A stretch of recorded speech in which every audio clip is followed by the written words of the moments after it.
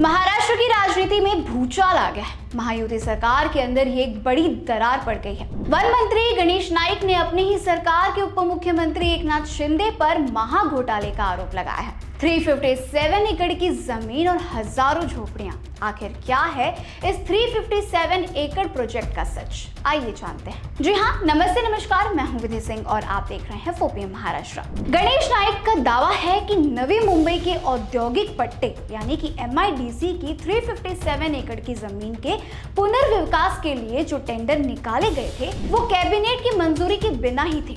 नाईक ने इसे पैसे कमाने की एक बड़ी साजिश करार दिया है। उनका कहना है कि जहां हजारों गरीब झोपड़पट्टी में रह रहे हैं वहां बिना पारदर्शिता के इतना बड़ा प्रोजेक्ट शुरू करना भ्रष्टाचार की ओर इशारा करता है। वहीं 50,000 करोड़ का नवी मुंबई लैंड स्कैम, जो एयरपोर्ट के पास की हजारों एकड़ संरक्षित वन भूमि को निजी हाथों में देने की कोशिश की गई, जिसमें शिंदे विभाग की भूमिका पर सवाल उठे थे। इन आरोपों के बाद शिंदे गुट भी शांत नहीं बैठा। शिंदे गुट के सांसदों का कहना है कि गणेश नाईक की आंखें देर से खुली है। उनके अनुसार उप मुख्यमंत्री शिंदे पहले ही इन विवादित टेंडरों को रद्द करने का आदेश दे चुके हैं। लेकिन सवाल ये उठता है कि अगर टेंडर सही थे तो रद्द क्यों हुए, और अगर गलत थे तो निकले कैसे? पहली बार नहीं है जब एकनाथ शिंदे का नाम जमीन विवादों में आया है। इससे पहले नागपुर इंप्रूवमेंट ट्रस्ट का मामला भी काफी गरमाया था, जहां उन पर झोपड़पट्टी वासियों के लिए आरक्षित जमीन को निजी व्यक्तियों को औने पौने दामों में देने का आरोप लगाया गया था। हालांकि बाद में उन्होंने वे फैसला वापस ले लिया था।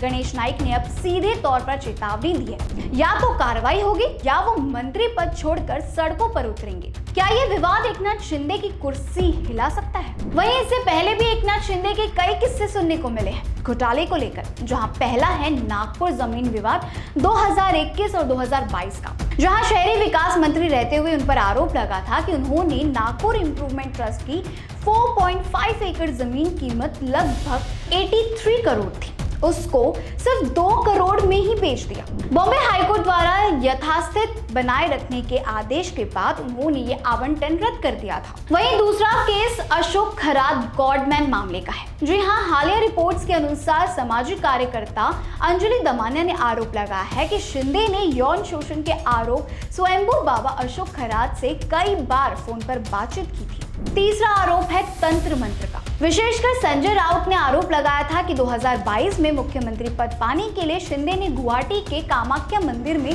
पशु बलि दी थी और आधिकारिक बंगले वर्षा में तंत्र मंत्र की क्रियाएं कराई थी। अब देखना तो काफी दिलचस्प होगा कि क्या गणेश नाईक का यह कदम एकनाथ शिंदे की कुर्सी को हिला सकता है, और वहीं झोपड़पट्टी के मामलों पर क्या लेती है सरकार इसका फैसला और कोर्ट अपनी क्या प्रतिक्रिया देती है, ये तो देखना काफी दिलचस्प होगा। लेकिन एक बात तो सच है दोस्तों, ये सब चीजें अक्सर गरीबों के साथ ही होती है, लेकिन कहने के लिए कोई नहीं है। सरकार भी इस पर अपनी चुप्पी साध लेता है, चाहे वो एकनाथ शिंदे हो या देवेंद्र फडणवीस। अब देखना तो दिलचस्प होगा कि गणेश नाईक के इस कदम से क्या असर देखने को मिलता है। आपकी क्या राय है, हमें कमेंट्स में जरूर बताइएगा। ऐसे ही लेटेस्ट अपडेट्स के लिए सब्सक्राइब करें फोपीएम महाराष्ट्र को।